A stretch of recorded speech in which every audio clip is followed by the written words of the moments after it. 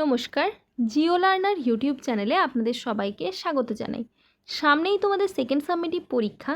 আজকে আমরা ক্লাস 9-এর ভূগোলের কয়েকটি গুরুত্বপূর্ণ বিষয় আলোচনা করব, যেগুলো তোমাদের পরীক্ষার জন্য ভেরি ইম্পর্ট্যান্ট। প্রথম প্রশ্ন, অক্ষরেখা এবং দ্রাঘিমা রেখার মধ্যে পার্থক্য লেখো। এখানে রেখাটা বেখা হয়ে গেছে, কিন্তু এটা রেখা। অক্ষরেখা এবং দ্রাঘিমা রেখার মধ্যে পার্থক্য লেখো। এটা কিন্তু তোমাদের 3 নম্বরের জন্য একটা ভেরি ইম্পর্ট্যান্ট প্রশ্ন। এছাড়াও তোমাদেরকে আরেকটা কথা বলে রাখি যে এই চ্যাপ্টারটার থেকে ভূপৃষ্ঠের কোন স্থানের অবস্থান নির্ণয় থেকে একটা অঙ্ক কিন্তু তোমাদের আসবেই আসবে। অর্থাৎ একটা অঙ্ক হয় অক্ষাংশ নির্ণয় বা দ্রাঘিমাংশ নির্ণয় বা কোনো একটা স্থানীয় সময় নির্ণয়, যে কোনো একটা অঙ্ক কিন্তু এইবারে পরীক্ষার জন্য তোমাদের ক্ষেত্রে অনেক বেশি ইম্পর্ট্যান্ট। নেক্সট 2 নম্বরের যে প্রশ্ন, চিত্র সহ স্তূপ পর্বতের সৃষ্টির কারণ ব্যাখ্যা করো। এটাও কিন্তু তোমাদের পরীক্ষার জন্য একটা খুবই গুরুত্বপূর্ণ কোয়েশ্চেন।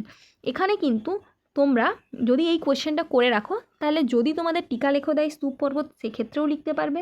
আবার স্তূপ পর্বত গ্রস্ত উপত্যকার যদি পার্থক্য বলে সেটাও লিখতে পারবে। আবার স্তূপ পর্বতের সৃষ্টি যদি বলে তাহলে সেটাও লিখতে পারবে। এই জায়গাটা একটু ভালো করে পড়ে নিও, তাহলে 2 নম্বরের কোয়েশ্চেন আসুক বা 3 নম্বরের কোয়েশ্চেন আসুক বা 5 নম্বরের কোয়েশ্চেন আসুক, তোমরা কিন্তু ইজিলি সেটা লিখে নিতে পারবে।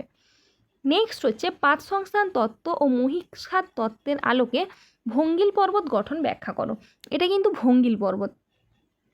তাহলে এটাও কিন্তু তোমাদের আগের প্রশ্নগুলোর মতনই একটা ইম্পর্টেন্ট প্রশ্ন। এখানে 5 নম্বরের জন্য হয় পাঁচ সংস্থান তত্ত্বের আলোকে ভঙ্গিল পর্বতের সৃষ্টি আলোচনা করো, না হয় মহীখাত তত্ত্বের আলোকে ভঙ্গিল পর্বত সৃষ্টি আলোচনা করো। এটাও একটা তোমাদের এই পরীক্ষার জন্য ইম্পর্টেন্ট প্রশ্ন। নেক্সট, নবীন ভঙ্গিল পর্বত, এটাও ভঙ্গিল কোয়েশ্চেন। নবীন ভঙ্গিল পার্বত্য অঞ্চল ভূমিকম্প প্রবণ কেন?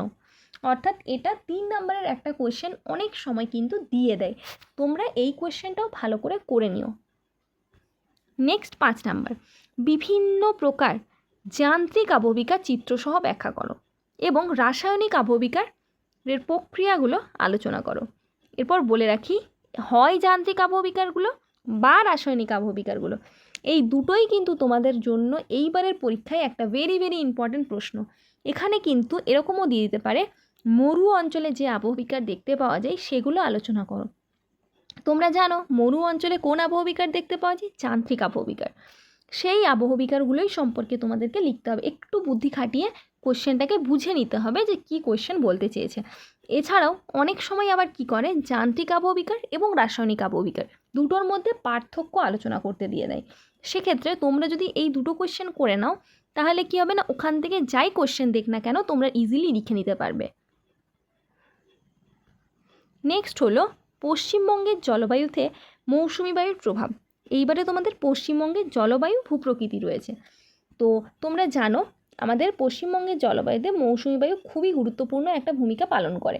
তাহলে এখানে কি ভূমিকা পালন করে সেটা কিন্তু তোমাদেরকে লিখতে হবে।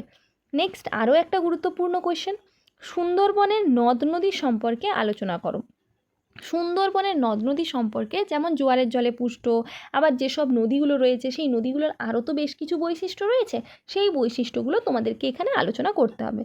নেক্সট 10 নম্বরের কোয়েশ্চেনটা তোমাদের আরও একটা ইম্পর্ট্যান্ট প্রশ্ন। তোমরা জানো পশ্চিমবঙ্গের ভূপ্রকৃতি অনুযায়ী 3টে ভাগে ভাগ করা হয়।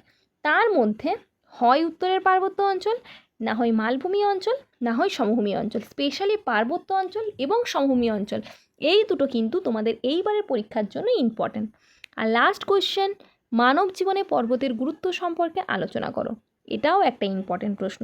তবে এই দুটো প্রশ্নের থেকে ওই উত্তরের পার্বত্য অঞ্চল সম্পর্কে আলোচনা করো বা সমভূমি অঞ্চল সম্পর্কে আলোচনা করো, এই দুটো কোয়েশ্চেন কিন্তু একটু বেশি ইম্পর্ট্যান্ট। সুতরাং এই কোয়েশ্চেনগুলো তোমরা কিন্তু খুব তাড়াতাড়ি রেডি করে নাও। পরীক্ষার মধ্যে কিন্তু এগুলো আসার সম্ভাবনা প্রবল রয়েছে।